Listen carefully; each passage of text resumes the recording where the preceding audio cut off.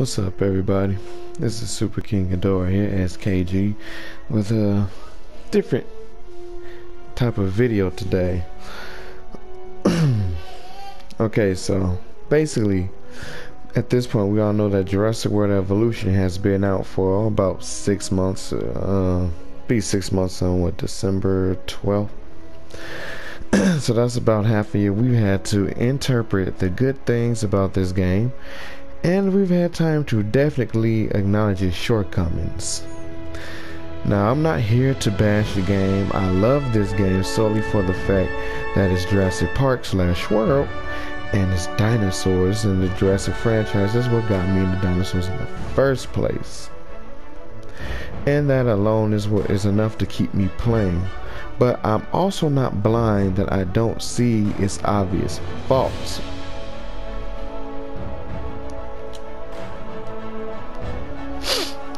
The reason I'm making this video is because I've been asked several times during live streams if I would recommend this game. Each time I gave my honest opinions as my answer, saying that while I suggest you try it, there's such and such going on here, there's yada yada yada, and you know, the list goes on. So I'll try to tell you what you can expect from it, or something more along the lines of, even though it's lacking some of Operation Genesis attributes or charms, it's still a good game. And that's true, it is. But I feel like each time that I've tried to honestly explain my answer to you guys, I left you feeling more confused, and this video is going to remedy that. So I welcome you guys to the pros and cons of Jurassic World Evolution. I'm going to explain the good and the bad, and I'll let you all make your own decisions from there.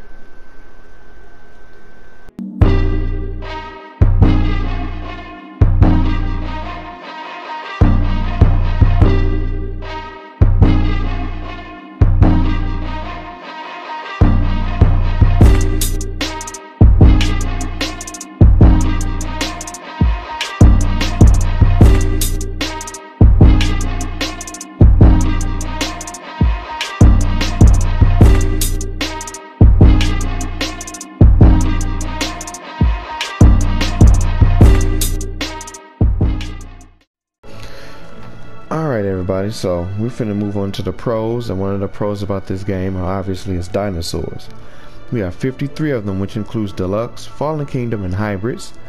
There's great diversity among the species, leading to dinosaurs we expected to get like Velociraptor and Parasaurolophus, and dinosaurs we didn't expect like Pentaceratops and Maiasaura. With the recent patches, we've received some improved AI behavior. Dinosaurs herd somewhat, and they have unique animations like socializing and a fight mechanic that takes place between certain herbivores and carnivores. There are takedown animations for carnivores against herbs that can't defend themselves, and you got the sauropods who are just outright safe unless they come under fire from the Indominus Rex. There are an assortment of skins, giving dinosaurs a vibrant array of skin patterns. They sound and move really well and do a good job of giving off a sense of realism. Notice I said sense. Now, speaking of visuals, the game looks great, from the added day and night cycle to how trees and grass sway from the high winds caused by the helicopter blades. The design of the buildings look great.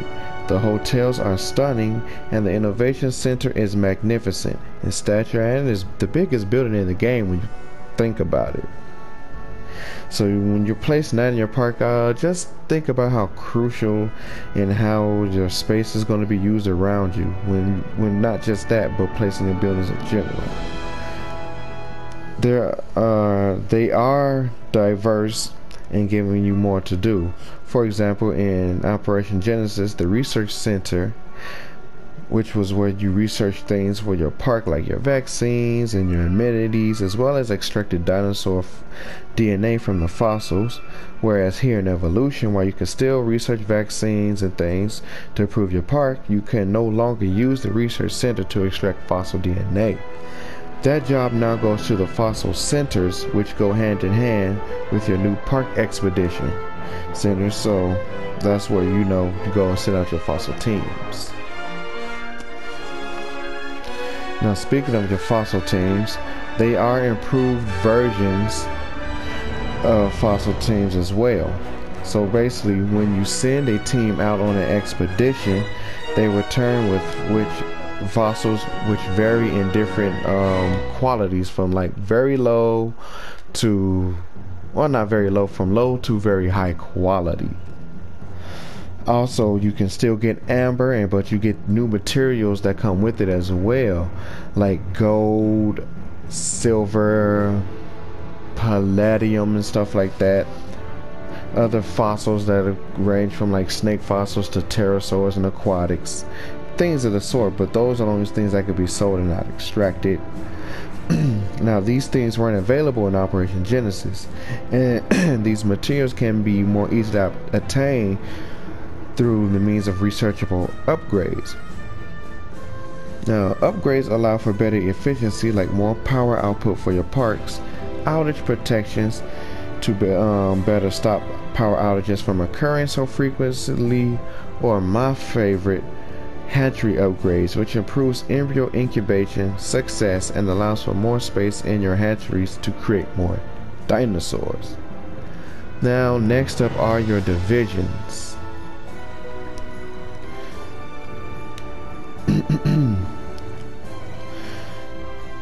These divisions are another gameplay element added to make the Jurassic World Evolution stand out more from Operation Genesis. Now, these divisions come in an assortment of 3, which is your science, your entertainment, and security. You gain their favor by taking on their contracts, completing said contracts, yield rewards and unlockables, but we'll get back to them.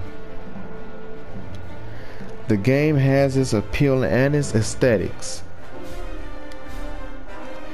but that only goes so far before don't we know it. Seriously, don't we know it? It can get monotonous at times. But while Evolution has these nice upgrades to stand out from its spiritual predecessor, it has many flaws that makes it stand out from Operation Genesis as well. These very pros are like a mirror, yin and yang if you will, and these pros to the game are its very own cons as well. And these cons are as follows.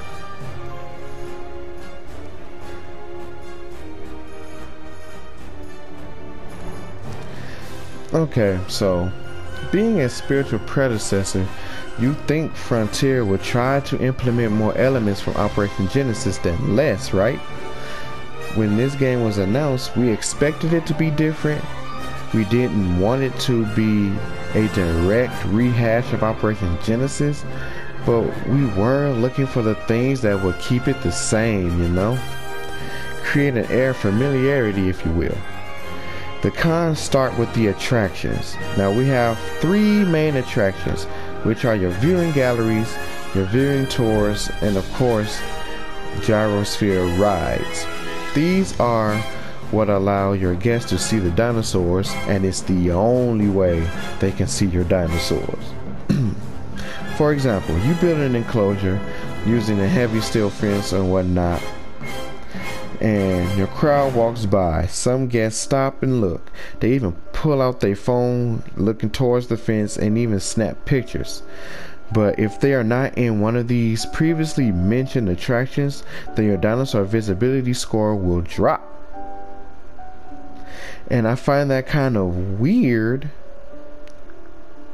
that they can walk by the fence, but that don't count as them seeing your dinosaurs, even if the dinosaur is staring right at your visitors through the fence.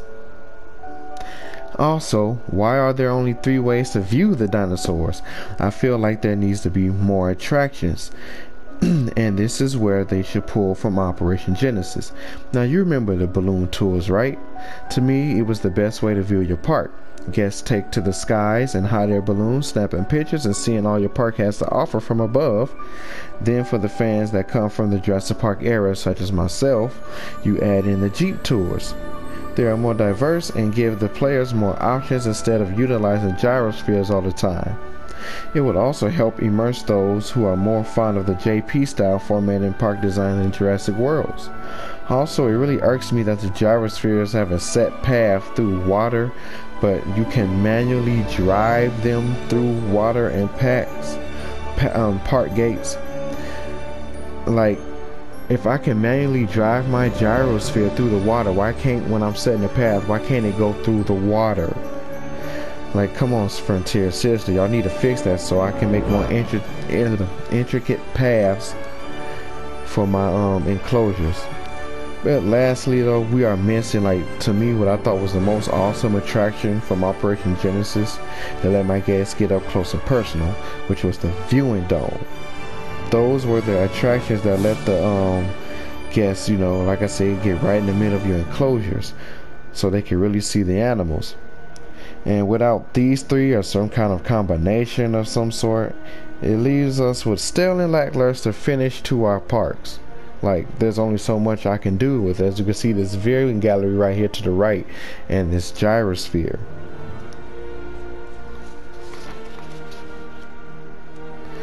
Next, the things that we're missing actually are guest comfortability. With it being a park management game, you think we would get, you know, park management. So, in terms of what we're missing things like rest areas for our guests to come and sit and take a load off, offering more visibility for dinosaurs, kiosks and souvenir stands. Now, I know we have gift shops, which are basically your souvenir stands, but come on, we don't get to see them walk around with what they bought, like in Operation Genesis. You know, you got to see your guests walk around. If they bought a balloon, they walked around with a balloon. They had a gift bag, they walked around with a gift bag. Plus, we have a fast food restaurant and a fast food building and a restaurant. So I don't see the problem with having a gift shop and a souvenir stand. You definitely need park benches, placeable trash cans, and bathrooms. Now, an argument can be made that inside your fast food stores and your restaurants, that's where your bathrooms and your trash cans are, but that's just lazy. In all honesty, that's just lazy. How's it supposed to be a park management without all the necessary items for park management? Another thing missing is the fossil market. This is where you could go to acquire the genome of the specific dinosaur you need. Keyword is specific here, folks. Now, take the Hell Creek dig site for example, right? In that dig site alone, there are too many dinosaurs to choose from, and unfortunately we can't see it here, but there's like too many dinosaurs to choose from in that in this dig site alone. So if you're trying to get something like T-Rex DNA or Stygimoloch DNA, that's gonna be kind of difficult because you got Struthiomimus to sort through, Triceratops to sort through, Ankylosaurus to sort through, and all that. But what a fossil market would do would allow you to go in and purchase the fossil that you need to extract the DNA for the dinosaur you're trying to get into your park right then and there. Also, I'm tired of watching my guests get drenched in the rain, so can we give them umbrellas already and add bridges so we can have some more aesthetic to our parks? That way I don't have to pretend that I'm making a bridge by, you know, raising the terrain, adding some fencing, and hiding the using the trees as cover for the water going under the bridge. I mean, it definitely takes some imagination. Continuing on, It lacks a visitor summary, you know, that thing that we had that let us know what our guests wanted to see: more thrill, more pretty accurate enclosures, or more space in our parks if they felt it was getting a little too crowded. We really need that, Frontier. Things that make our crowds look more realistic, you know. Next, we need our special events, and I'm not talking about DLC thing like the DLCs or like what we got in the challenge mode, which was fun, but I'm talking more like stuff where I can have control over my park, as I should be able to create special events to draw more ticket sales, you know. Anyway, I'm finna get back to the division, because I did say we was gonna get back to these guys, and honestly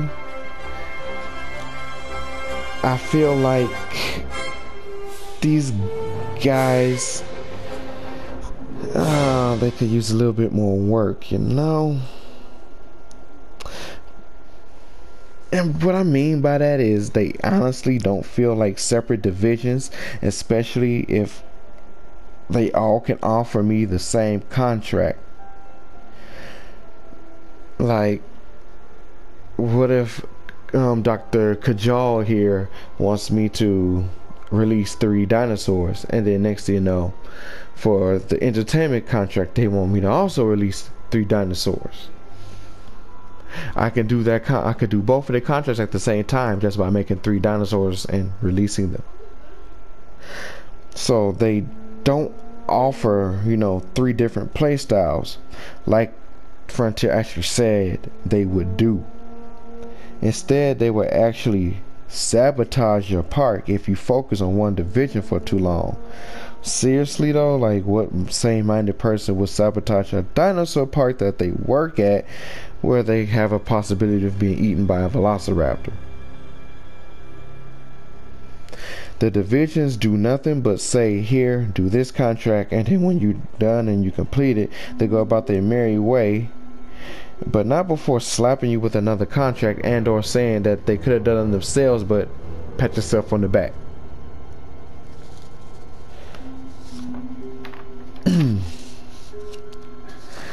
Now, if you take too long or you focus too much on Kajal because you want her to be your Jurassic waifu, you will get sabotaged. I normally get sabotaged by Kajal because I don't pay her a lot of attention. In fact, all 3 of the division leaders are forgettable. Very forgettable. And next on the con list are the sabotagers themselves. Now, the only ones that I've taken notice from are the power outages, which are meant to mirror like Dennis Nedry when he obviously cut power to the park and shit went bad. And then you got the others being the animals being, no, not the animals, but the other sabotage mechanic is somehow somebody opens your dang gates, all the gates in your park, and the animals run out.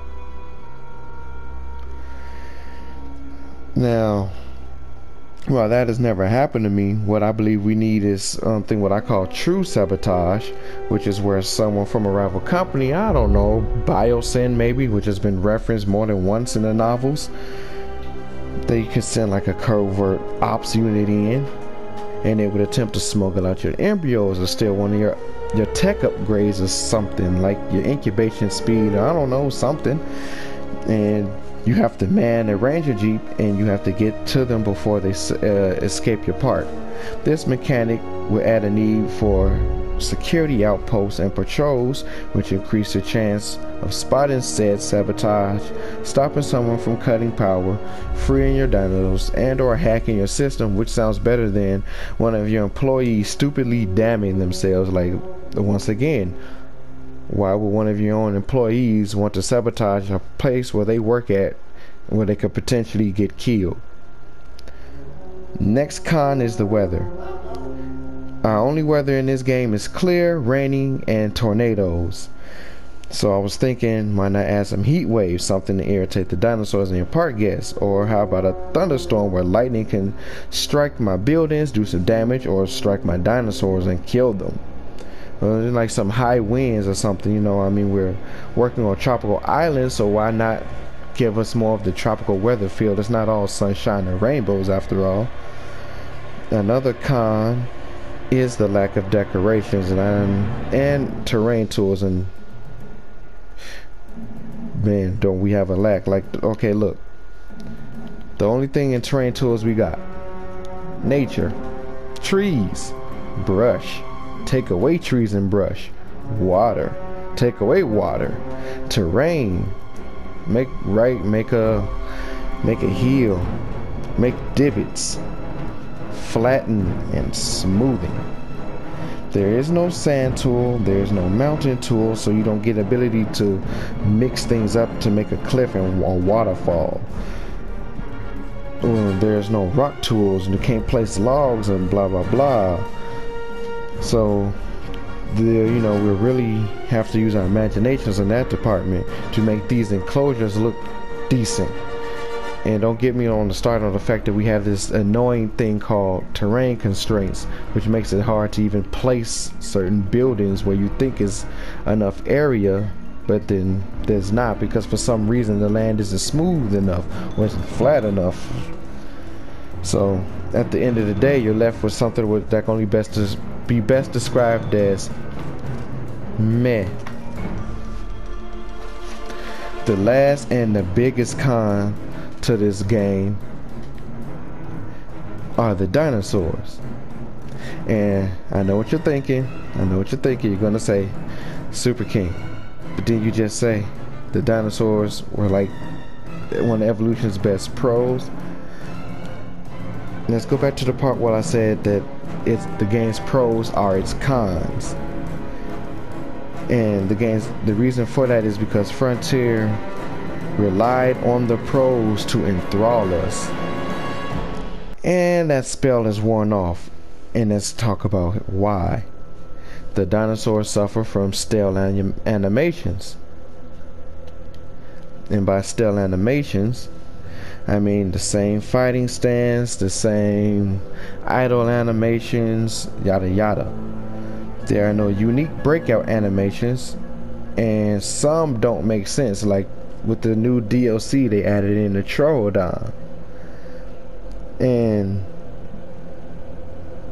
it has a breakout animation where this tiny ass dinosaur drop kicks the steel fencing, and if it does that enough time, the steel fencing will break. Whereas the Troodon, being such small stature, should be able to weasel its way through this fence and just, cause havoc.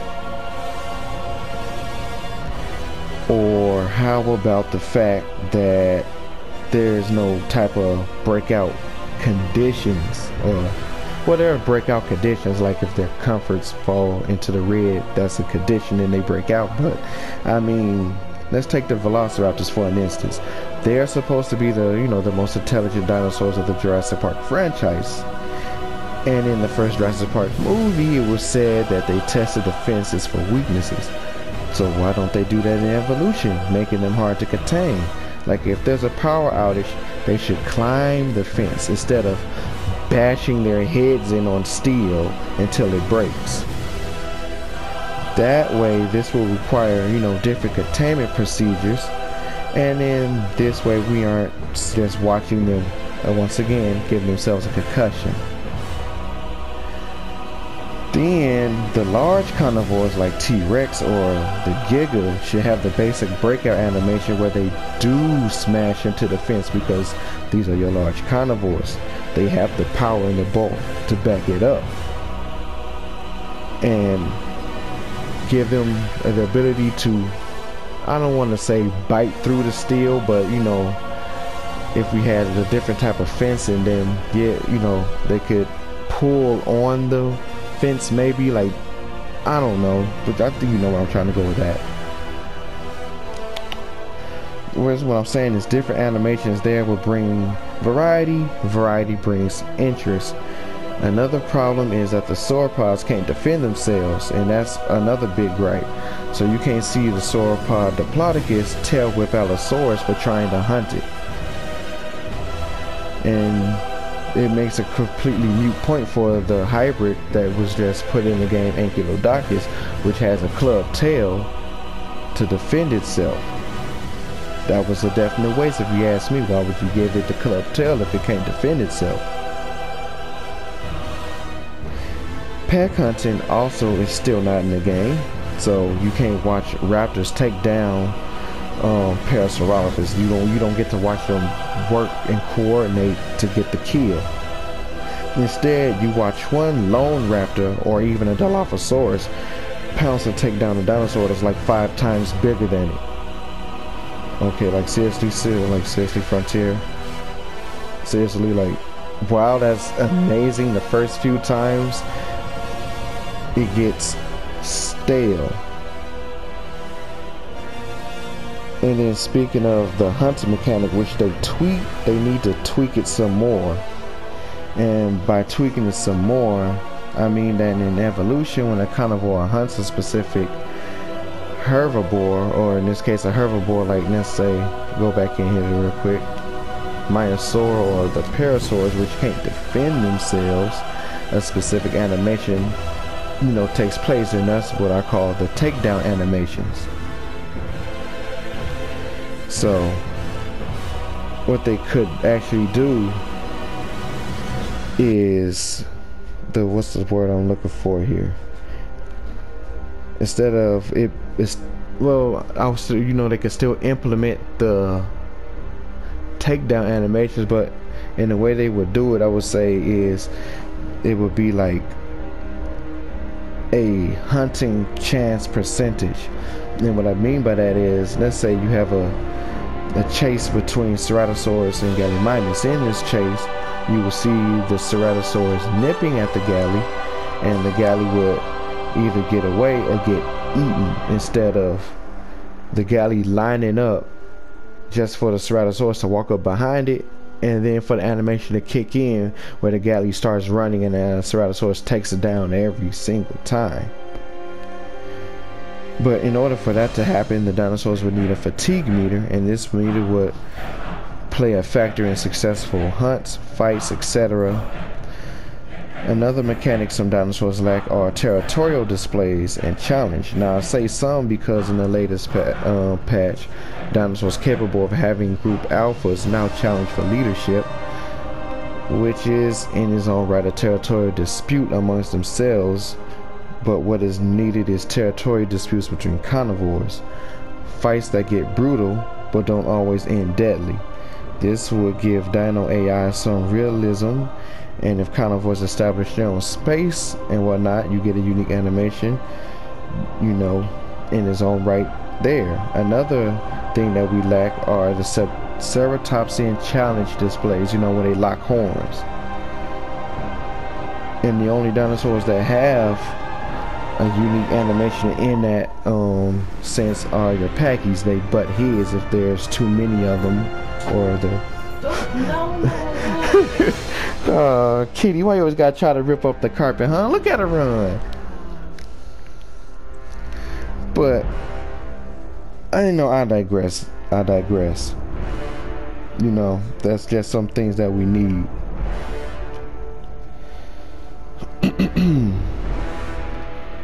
So with that said, the pros are the abundance to the dinosaurs. You got, like I said, you got 53 of them. You got enough to choose from. Herding, that should have been in the base game. There's a lot of stuff that should have been in the base game, like the fact that Indominus Rex can now camouflage.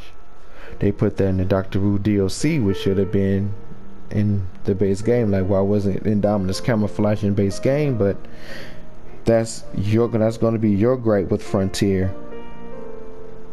I don't want to say not mine, because that's obviously my gripe too. Another pro is the great visuals, keeps you busy. It has appeal with some aesthetics. The cons are lack of attractions and amenities, needs tons of park management, Dinosaurs need more diverse animations. No pack hunting.